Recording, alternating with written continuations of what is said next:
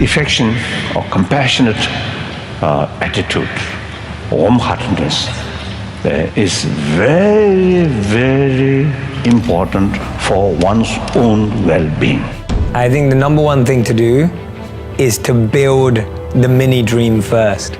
If you try to control the variety of situations that may pop up in your face tomorrow morning, all that'll happen is you will become a very limited life. Want to be happy? Build a life, not just a business. Living that believe in life. Out here living that believe in life.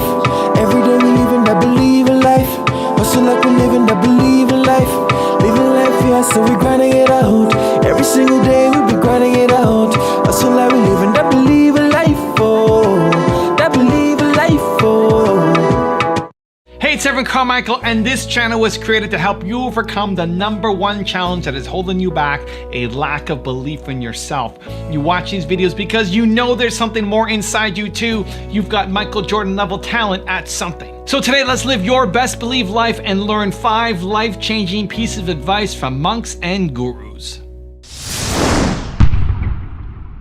Okay, let's kick it off with lesson number 1. Have compassion with the Dalai Lama. Affection or compassionate attitude, warm-heartedness, is very, very important for one's own well-being, one's own happiness. So don't consider practice of compassion is something religious matter, or practice of compassion is something good for other, not necessarily to oneself. That's a totally mistake.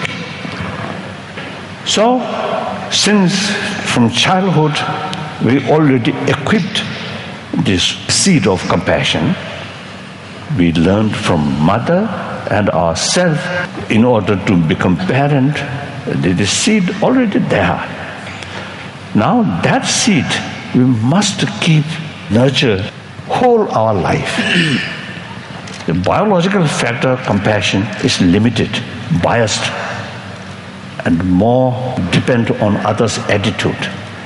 Now that as a seed, then using reasons, awareness, that seed, compassion, can further develop unbiased compassion.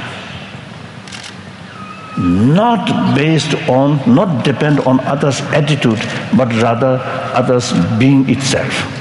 So that kind of compassion can reach your enemy or entire sentient being.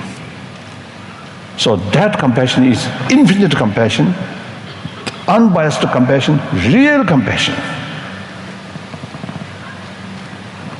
So if we become compassionate person, then your life becomes meaningful. Because you yourself happy, calm, peaceful, your friend, or including animals, also you see get peace. So at the last day of our life, you feel happy. Now whole my life now spent peaceful, friendly, you really feel happy. Otherwise, at that moment, even you are a billionaire, those money, nothing can be used. No matter what's good, because of the good body or beautiful body, or everything have to leave. So at that time, I think genuine satisfaction can bring, if your whole life spent more compassionate life, then you feel, no regret. So, purpose of life is naturally happy life, meaningful life. So, in order to make meaningful life, ultimately, warm-heartedness is the key factor. Lesson number 2, build the mini dream first with Jay Shetty. How do you know your dream is your dream? How do you go after something that you don't know if it's actually meant for you or not? Great question. I think the #1 thing to do is to build the mini dream first.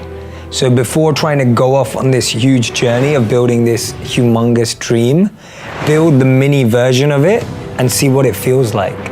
So if you want to be someone who travels across the world and performs, travel to one city and perform. If you want to be someone who's in movies, go and film a short movie, right? Like, go and build the mini version of that dream, because that mini dream is going to teach you so much. Like, I'll give you an example. I know so many people who say to me, I want to be an actor. And I'll be like, okay, great. Well, let's make a short movie. And when they make a short movie and they realize they're up at 5 a.m. every day, and that they're in the studio or on a set till 10 p.m. and they realize the set is not very glamorous, that they realize they have to say the same line 30 times before the director says that line is okay, they realize they don't want to be actors anymore. Because what we've fallen in love with is what the dream looks like and not what the dream is. So my biggest advice to anyone, including myself, has always been build the mini dream, and the mini dream will teach you everything you need to know about whether you're ready for the big dream. It's the same as sports. If you want to be a sports player, wake up at 4 a.m. every day, go to the gym for 2 hours a day. Like, do the actual schedule, do the actual process of the person who's already doing it. So I always say, look at what people were doing when they were at your age, not on the stage they're at now. And do that and see whether you love that. That's how you figure it out, just on a very small level. Also, if you want to have more self-love, motivation, and confidence, check out my 254 series. They're free. The links to join are in the description below. The quality of your life is essentially determined by how you carry this one. Yes or no? No one on planet Earth can stop you from accomplishing and achieving what you want. It's easy to make a buck, very hard to make a difference. Lesson number 3, set clear goals with Dandapani. Any monk that tells you he's never questioned the path or never thought of leaving is lying to you. Right. Even though I wanted to be a monk since I was 4, I thought many times of leaving and not wanting to do it. But you just stick to it because that's what you love. I'm sure when you're running the race, there's points where you go like... I want to quit every race I do. Right? Yeah. It's crazy, race. isn't it? Yeah. Every workout, everything. I get it. Yeah. So it's the same way as well. The thought comes up and you just go like, but this is you, right? You're racing is you. Being monk is me. There's little crickets that get in your head. And those crickets are telling you, right? Yeah. You're on the wrong path. And you've got to get rid of them. Yeah, and I think it's just being crystal clear of what you want in life right from the start. Yeah. And then just having that willpower and the perseverance to follow it through and be unwavering in that.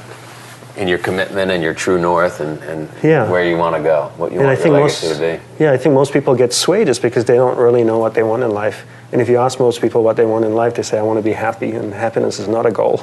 Right. Happiness is a result. Yeah, it's a byproduct of something, right? If I eat ice cream or drink beer, I might feel happy, but it's not a goal to be pursued. And I think that's why people get off the path so often, is because they don't know where they're going.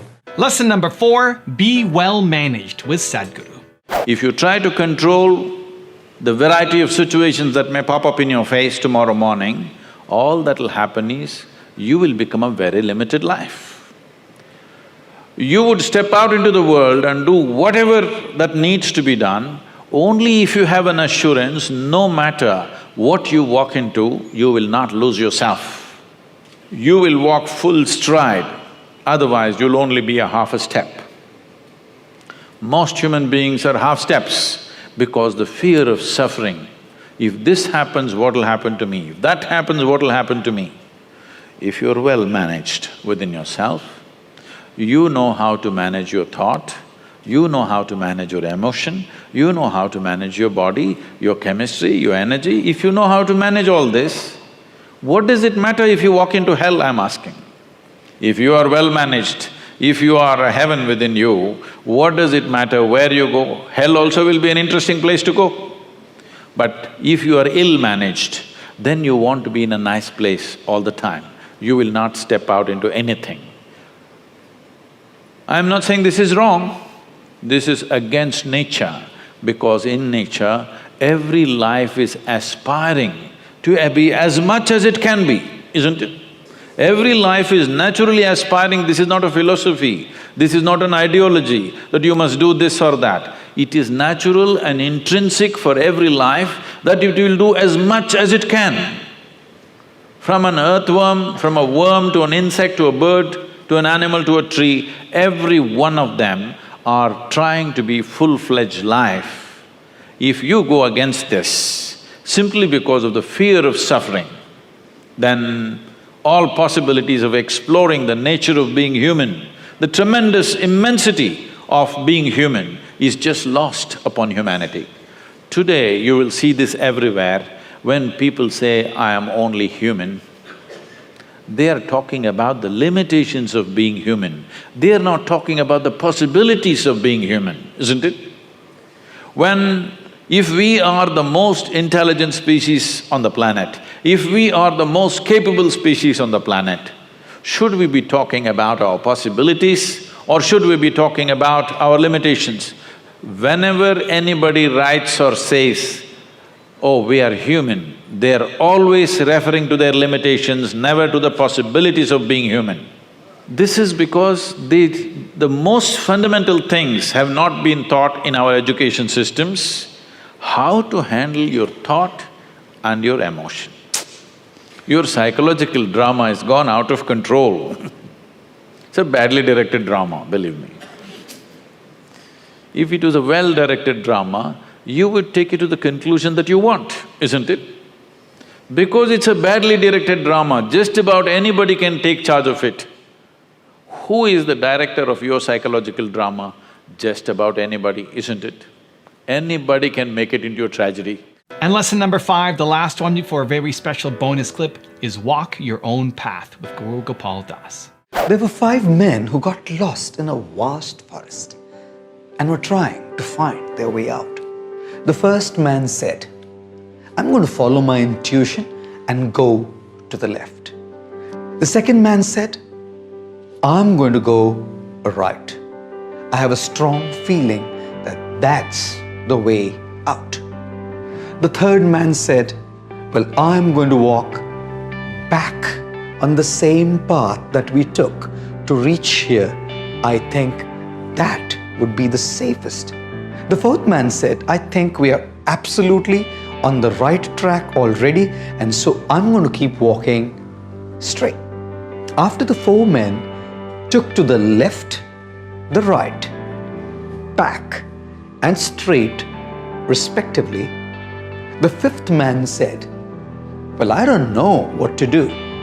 I think I'm just going to climb up this tall tree and get a better view around before I make up my mind. From the top of the tree, the 5th man could now see what was the shortest way to the village. Isn't it a fact that when you rise above a situation and see the larger picture, your decision seems to be the most sound? Well, yes indeed. But there's a slight twist to the story. The 5th man thought that the others should not have chosen the paths they did, and that he was right and they were wrong. And from one point of view, he was right.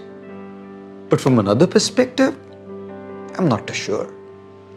Each man had chosen his own path and gained a different experience. It's not just about right or wrong, but about gaining your own experience and finding your own path. The man who went left found a long path, but at the end, well, it led him to the town. The man who went right had to fight a pack of wolves, but then he learned how to survive in the forest. The man who went backwards met another team of hikers, and guess what? He made new friends.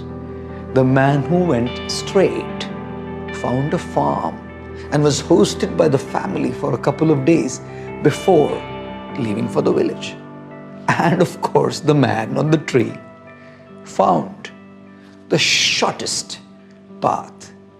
The journey enriched each one of them in their own unique way. Every decision offers us new experiences, which in turn adds to our maturity and wisdom, ultimately leading to our own growth. Isn't it said that life is like an exam?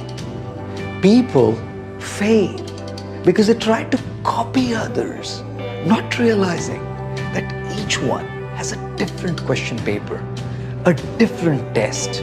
Ladies and gentlemen, walk your own path while you also learn from the experience of others.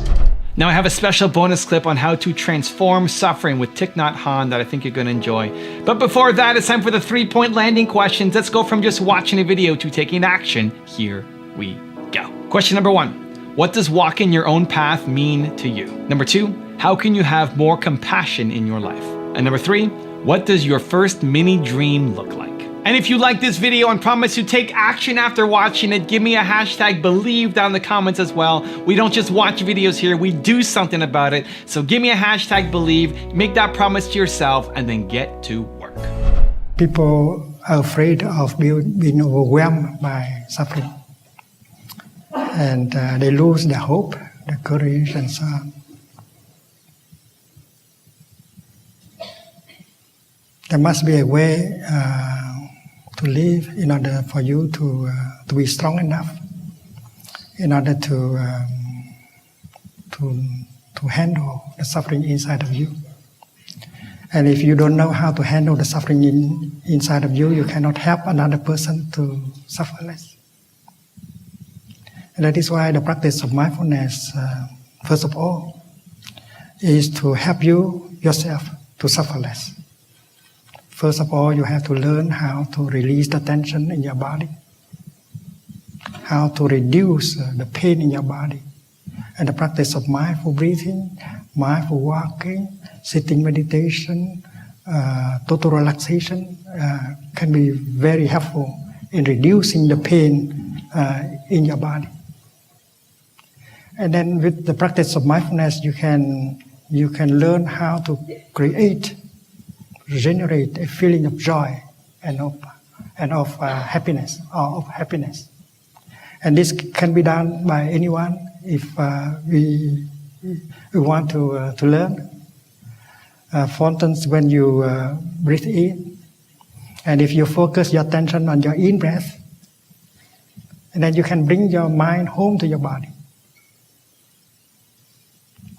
And there is the energy of mindfulness, concentration in your in-breath. And you realize that you are alive, because someone who is already dead doesn't breathe in anymore. So one in-breath that may last 3 or 4 seconds can create mindfulness, concentration, and insight.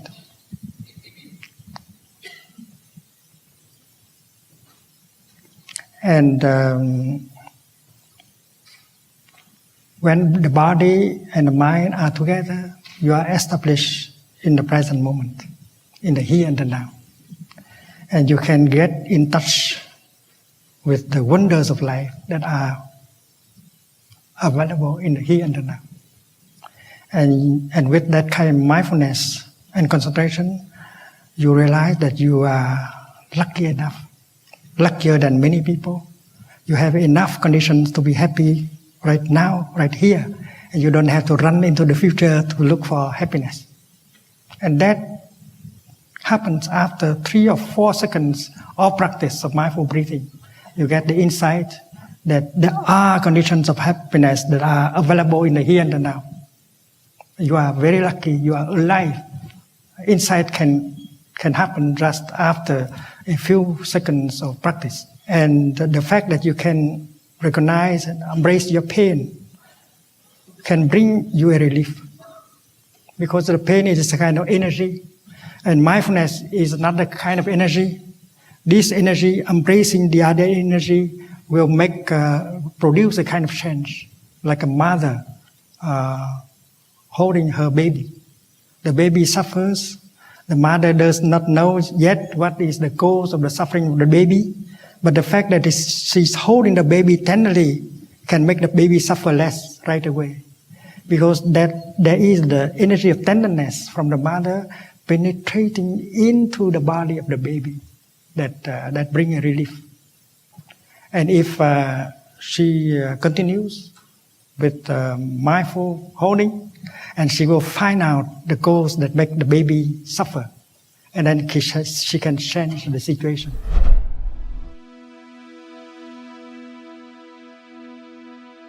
If you want to know why your comfort zone is destroying your life, check out the video right there next to me. I think you'll enjoy it.